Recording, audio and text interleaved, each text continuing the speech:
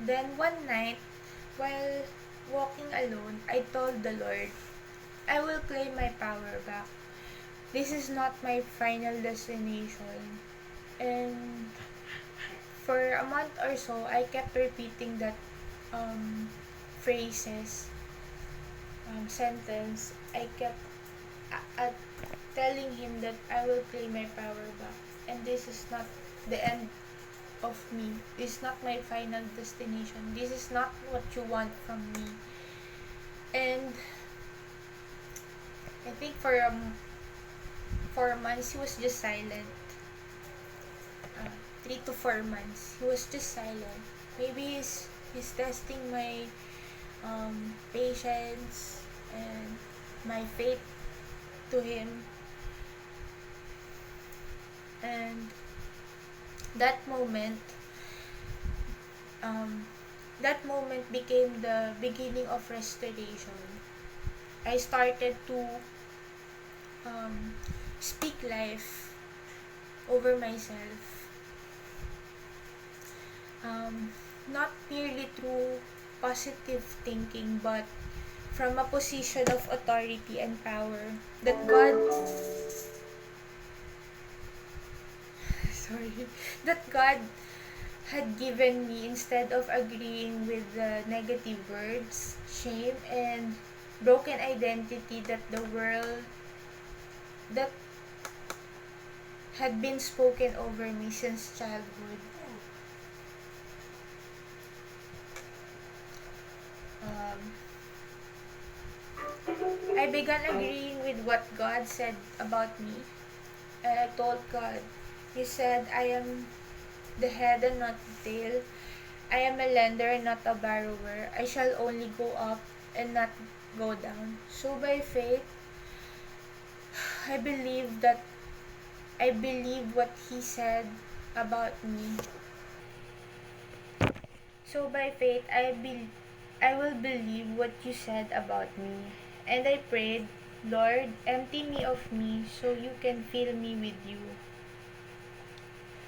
God, God began exposing unhealthy patterns, generational dysfunction, manipulation, envy, control, pride, emotional abuse, not to destroy me, but to wake me up and lead me into freedom.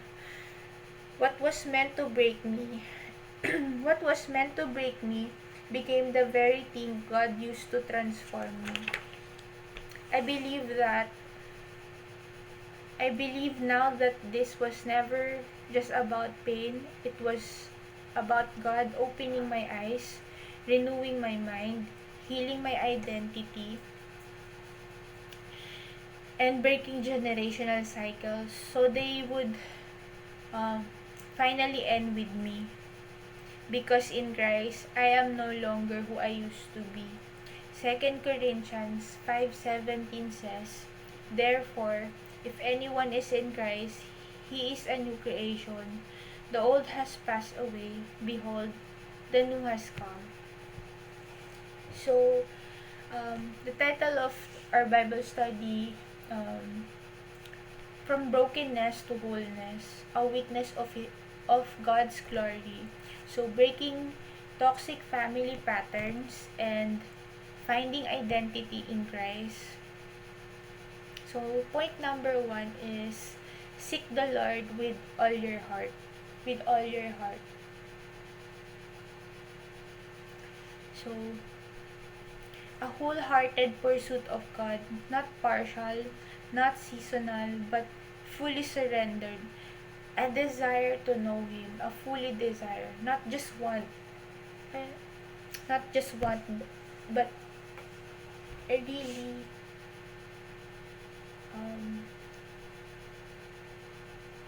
with depth, uh, with depth from your heart, that you really want to really know Him and seek Him. And in Jeremiah 29:13, you will seek me and find me when you seek me with all your heart. So, I sought the Lord with all my heart. That's why my favorite song, one of my favorite song is I sought the Lord and He heard and He answered. That's why trust in God. That's why I trust in God. Yeah. My Savior, the one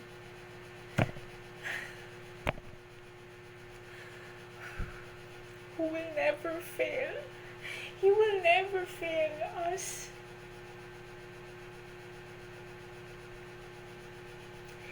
He will never fail us. And we always fail. We will fail, but He will never fail us. And He is a man. He is not a man that He should lie. All His promises,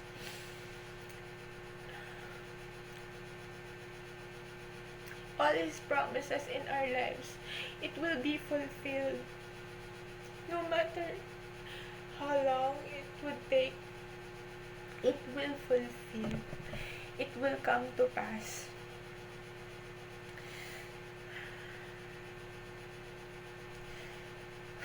So, point number 2, submit to the Lordship of Jesus Christ. True submission means obedience, not acknowledgement. Not just acknowledgement. Surrender includes trust, obedience, and letting God lead even when it's uncomfortable. And in Luke 6:46, why do you call me Lord, Lord, and do not do what I say? So He commanded us to submit into His lordship, to to obey all His commands, to be obedient child of God. So first is His greatest command is to love your enemies. Pray for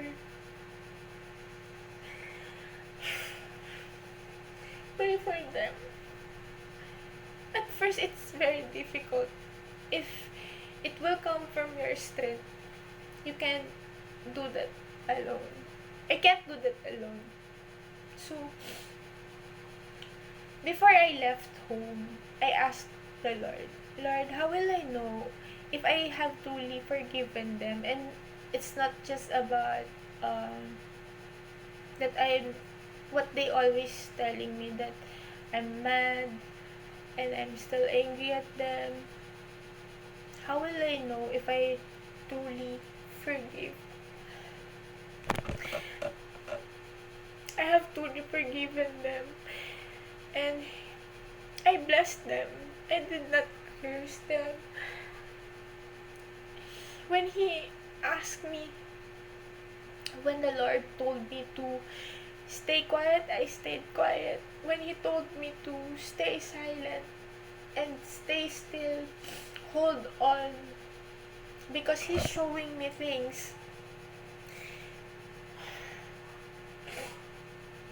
He's showing me things that He revealed everyone's heart around me. Those people who surrounded me since I was a kid. He revealed everyone's heart. And I really don't know. I don't understand why they hated me so much. Why they envied me so much. Why they were so jealous. This is not to boast myself, but that they're not really happy for me. Whatever achievement that I have, whatever I will whatever I have in my life, I work hard for it, and God blessed me, and I'm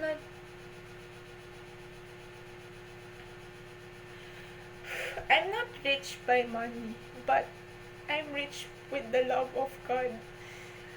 That's why I don't understand. I don't really understand why they kept on competing they can't, they will not say it out loud. Um, they will not say it straight that, oh, I envy you. But there will subtle um, insults and uh, what do you call that? Comparison. So when I was in my lukewarm walk with the Lord, I was so lukewarm. So um, I still watch divination, tarot card. I was so lukewarm that time. And I'm not saying that you watch divination as well. Don't watch it. It's evil. It's demonic. But I just wanted to share this. I There was one video. Um, Her video kept on appearing on my timeline, and it says an evil eye. There was an evil eye that is so close to you. Uh, that is so close to you, who envied you and plot bad things to you. So um, there's no, you know what, there's no coincidence in life. There's no such thing as coincidence in life. I'm so I I search for the things, signs of um how will I know if people are envious of me, or um of and jealous, because I don't know if how and why will they get jealous or envy me, because I have nothing. I live from day to day. I just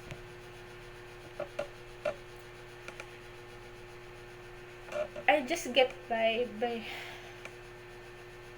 I just get by. I just work hard. I work hard, and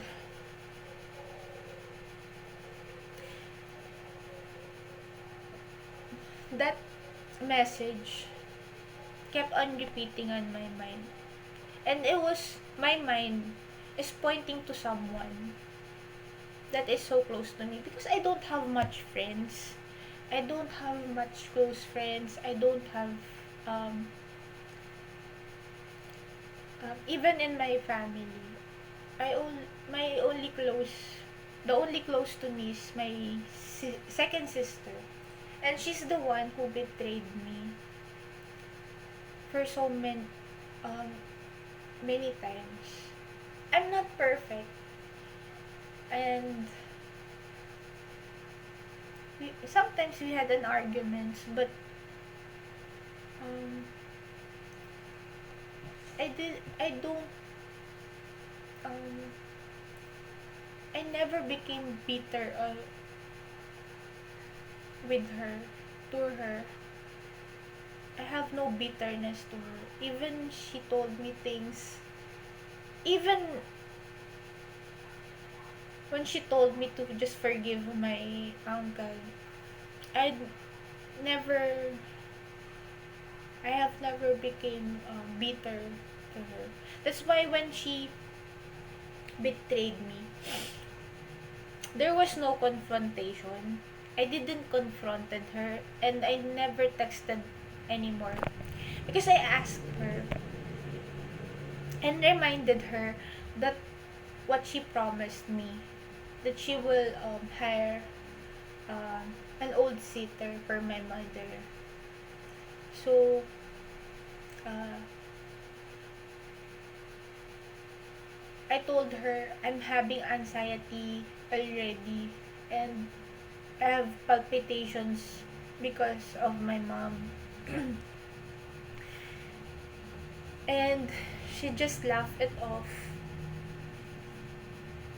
she didn't take me seriously, and that was a red flag. That was really a red flag. But I didn't, after that, I didn't um, message her anymore. And no confrontations. I'm not angry. Instead, I was angry. Again, I was angry towards myself because I allowed um, this to happen. That that moments to happen. And I kept repeating the verse in Genesis 50:20. What they meant for evil, God intended it for good. So, and I asked the Lord, I really wanted to move out because this is not healthy. Um, stress can kill you. And I don't sleep that much. And if I sleep, I oversleep because um, my awake, I'm awake for 36 to 40 hours and alternate. And I will be asleep for 12 hours to gain my energy. I was so physically and mentally drained. There was a lot of chatterbox in my head. So I asked the Lord to really help me. But he was so silent for six for 4 months. And in Matthew 16:25, for whoever wants to save their life will lose it, but whoever loses their life for me will find it.